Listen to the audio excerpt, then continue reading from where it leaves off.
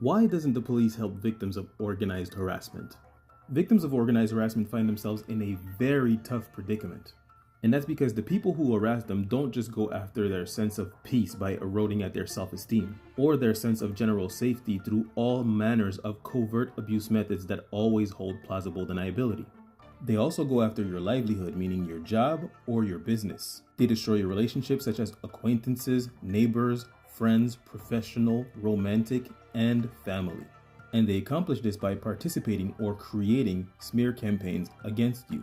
This is to say that they slander your name by spreading lies, gossip, and embarrassing truths about you. All information that they've gathered or created through illegal surveillance or spying. Now you may say to yourself, organized harassment is an organized crime.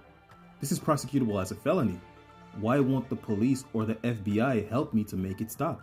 Well, you have to remember that first of all, the police, the FBI, and the CIA are often in on these crimes. In reality, there are two types of law enforcement that you will encounter in this ordeal. Those who know about it and those who don't know about it. When it comes to those who know about it, when they hear terms like organized harassment, community harassment, or GSing, their immediate thought is that people who are victims of community harassment are usually guilty of something. And because of your presumed guilt, you can expect them to treat you like a criminal and try to get some sort of confession of some wrongdoing rather than help you. Or you will get the occasional officer who has no idea what you're talking about or how to help you aside from referring you to the closest mental health institute. Because as you know, explaining the whole concept of organized harassment can be extremely difficult for victims, especially considering how emotional victims can be from enduring this cruel psychological warfare, how unbelievable this experience will seem to anyone who has not experienced this before, and also considering the plausible deniability of it all. It is in fact very likely that whether or not the law enforcement you try to get help from knows about organized harassment, your explanation will seem far-fetched and will be dismissed as a simple series of coincidences sprinkled with bad luck and paranoia. Furthermore, you must remember that the police are not so much law enforcers as they are simple enforcers who will often violate our civil rights when told to do so. And even though we as a collective pay their salaries, they are not our enforcers.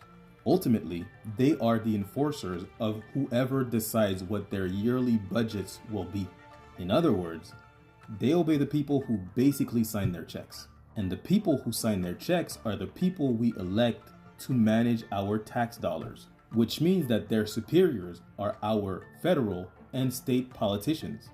And if their superiors are told to tell them, do not investigate further, then that's exactly what they'll do. And you can imagine that since the federal government is who is actually behind this organized crime, it is not implausible to think that federal and state police officers will be briefed to do exactly what it is that they've been doing and what it is that victims of this horrific crime have been reporting. Do not investigate further. So, since the police and the FBI won't help, what is one to do? Well, number one is to remember to protect yourself at all times. We all know that organized harassment can go from mild harassment to vandalism all the way to serious or fatal bodily harm. Which means that if you live in a place where it is legal to bear arms for protection, you should probably consider that yesterday.